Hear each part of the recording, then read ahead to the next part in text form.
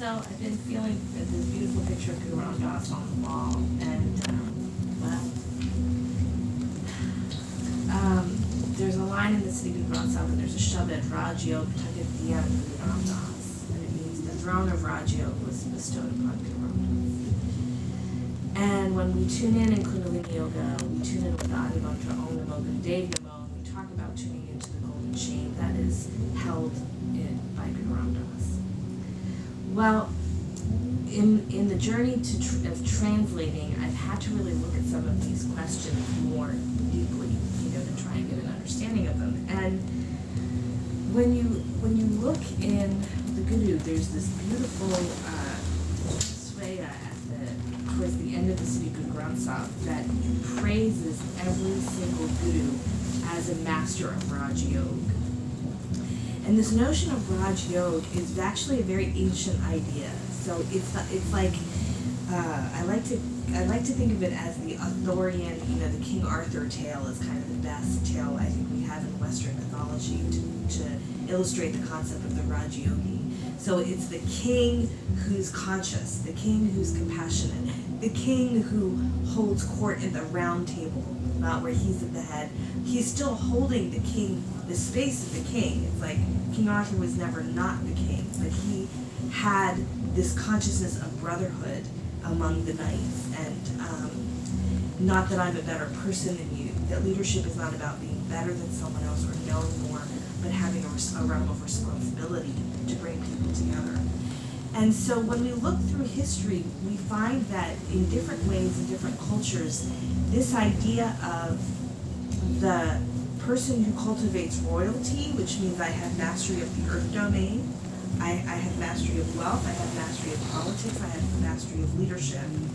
And the yoga idea, which is I have mastery of wisdom, I have mastery of the subtlety, I have mastery of compassion, that we're always looking for the person who has both of these. That if you're too much on the Raj side but not enough on the compassion side, you get rejected because you're not, human enough. And if leaders have a lot of compassion and wisdom, but they're too spaced out, they can't handle the earth plane.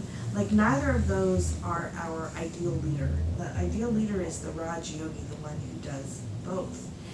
And the notion of the Raj Yogi goes back thousands of years into the Vedas and into, I would even argue, the Dravidian culture, the Indus Valley civilization, which existed around Yogi Bhajan would say Kundalini Yoga is about 8,000 years ago old, and the Indus Valley civilization is that civilization in that part of the world around Punjab that's 8,000 years old. So there's evidence of yogic practice and the notion of Shiva, like a proto-Shiva, in the Indus Valley civilization.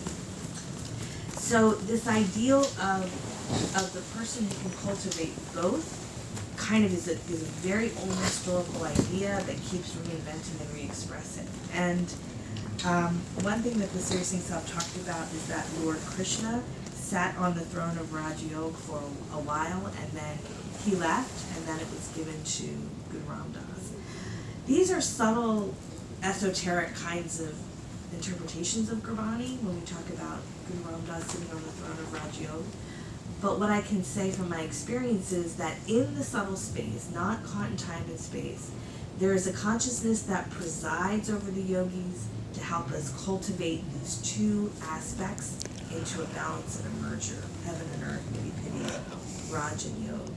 And that Guru Ram Das, it's not like when he was alive in his physical body, he was given this throne. It's that his consciousness has assumed that throne beyond time and space, and it sits there right now. And in that, he's guiding anyone who wants to relate to him towards that consciousness, whether they're a card-carrying Sikh or not. The technologies, in my experience, is Kundalini is a very old wisdom that just says, if you can work with your body, you can start to build the gray matter of the spine and the brain such that you are not subject to the imprints you received in the first 18 years of your life, right?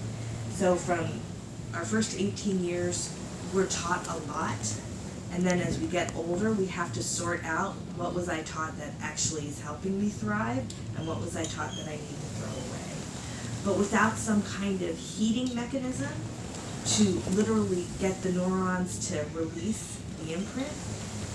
That's the Kundalini. It's the mechanism we use to reheat the elements in the brain so that we cannot be trapped in that pattern of thinking. It's a hard fight without working with the Kundalini to break through those patterns. And then what Shabd Guru does specifically is it gives the infinite, it replaces the finite vision of myself with an infinite understanding.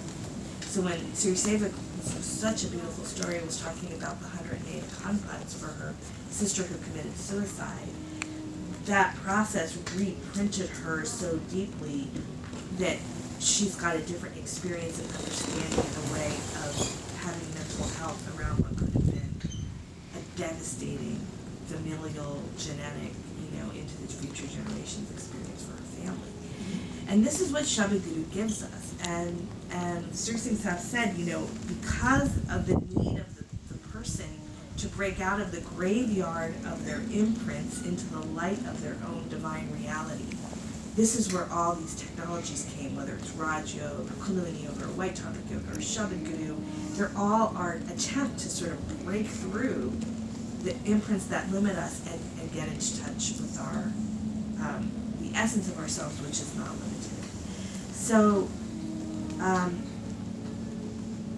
Guru Ram Das holds this golden chain that is a merging of traditional yogic practice with Shabd as the guide.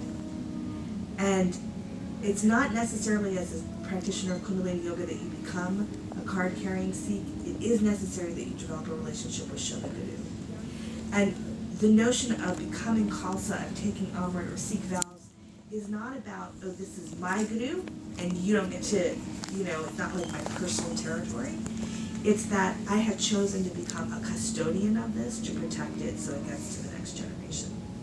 So when I dress in Bana as a Khalsa woman, I'm not saying, I own the Gurdwara, I own the Shabd Guru, you have to belong to my clique if you want any access to it. That's not what it means at all. It means I have been called on a soul level to lay down my life to protect this. And my prayer is that I have the courage to lay down my life to protect it for all of humanity and all the future generations, not for my idea of my religion or my clique or my... So in a nutshell, that's how I have been given to understand the connection